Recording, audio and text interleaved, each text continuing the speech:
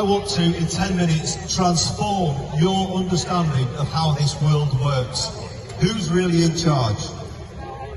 I'm going to say things to you that you will have suspected all your life, but you will never taught them in school.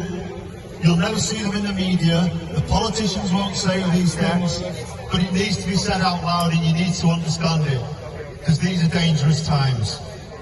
I want to talk about three things. The danger of digital ID, who's behind it, and their motive. And I want to finish on good news, because there is a whole lot of good news about this subject. Digital ID is a paradigm shift in your relationship with the government, the banks, and your own money. I believe you are owed $50,000, each and every one of you. Listen up if you want to know why. Digital ID is like quicksand. Once enough people sign up for it by being tricked into the Gov1 login website, Gov1 login website, once enough of it tricked into it, they have digital IDs, and we will all sink in the same quicksand, because life will be impossible without it. Please avoid all biometrics. This is the yellow sign I brought today. It says refuse all biometric ID. And that's the message, because it's coming at you from employers, from travelling abroad, for EES, the new system for Europe, and it's coming to you from Gov1 login. Enough of that. Who's behind it? What's this really about? Who do you think really makes the decisions about this country and this world? If you think it's people like Keir Starmer, I suggest you have a rethink.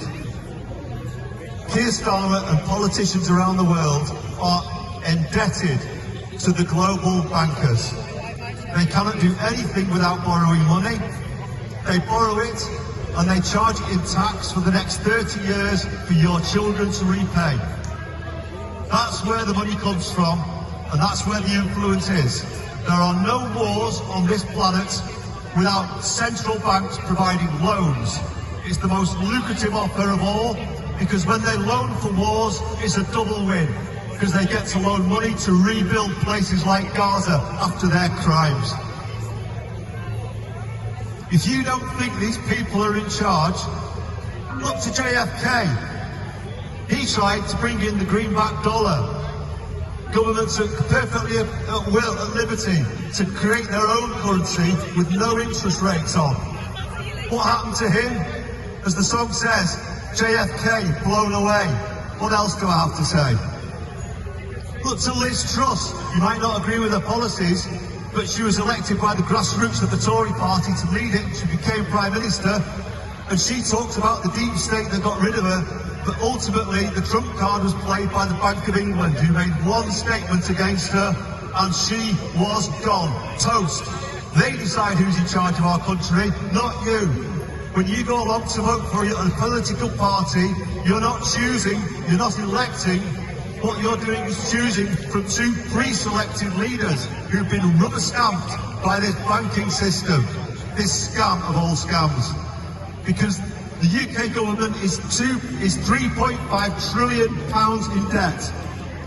Every government in the world of any note, including China and America, are in massive debt to the tune in total of $400 trillion. And people just are blasé about that number because they don't know what it means. So I'm going to try and explain it so that you can explain it to a child, so anybody can understand what this means. If I started to give you £1, $1 I should say, every second, and I carried on for a minute, and then hours and days, it would take me just 11 days to make you a millionaire. Congratulations. If I carried on giving you $1 every second, day and night, I would need to continue for 32 years to make you a billionaire. I would have to continue again for 32,000 years to make you a trillionaire. Yes, you heard that right. And the governments of this world owe $400 trillion to who? Who had $400 trillion sitting in their pocket? Nobody. because the banks make the money from thin air. That's the scam that you've been living your life under all your life. You probably suspected it. We have been conned. And these bankers wield unlawful influence over governments around the world because governments depend on their money, and it's not money. That 400 trillion divides out to say that I and you should have $50,000 in our pockets. Each and every human on the planet should have $50,000. That's the size of the global government debt to these bankers who never had the money in the first place. And the few little shadowy figures at the top of this system will probably never see their faces, but we know what they're doing and we know their crimes.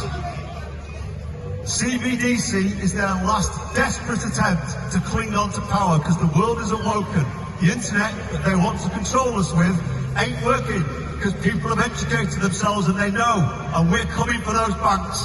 Revolution is in the air. Make no mistake, these people cannot keep controlling our governments so that they make U-turn after U-turn because they're not allowed to commit the policies that they will outline to us.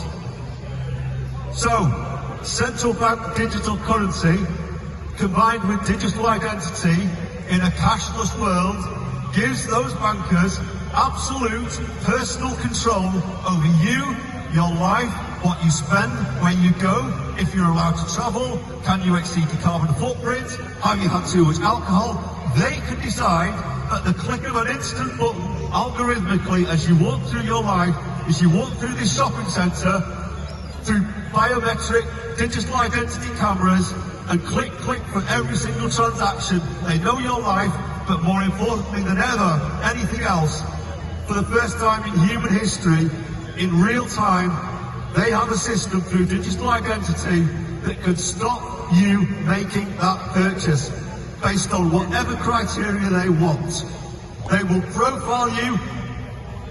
It doesn't matter whether you're gay, straight, black, white, Muslim, Jew, Christian, any religion, homeless, immigrants, every single one of you will be tracked and traced through your life.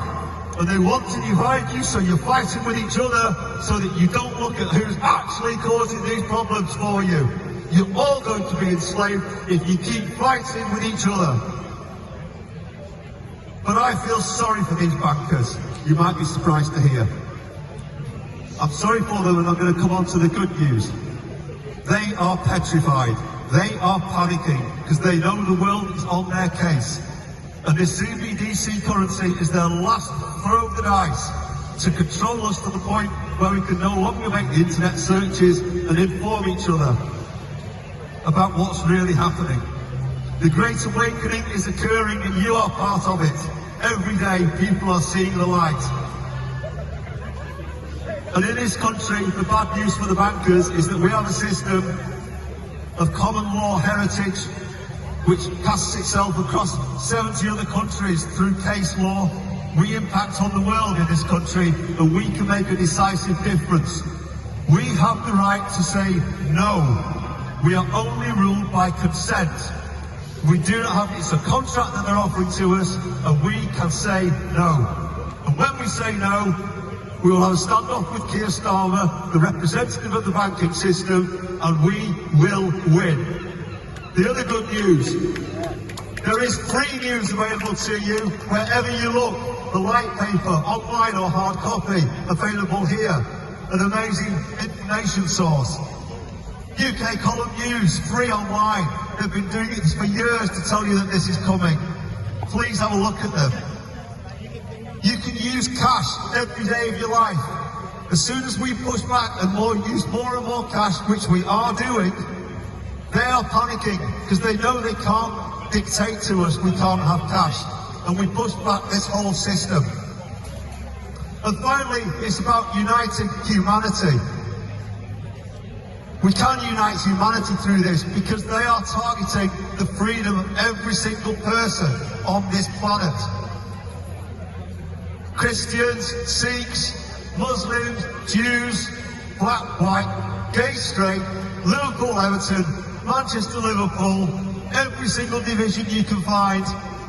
They are gunning for both sides and they want you to be fighting against each other.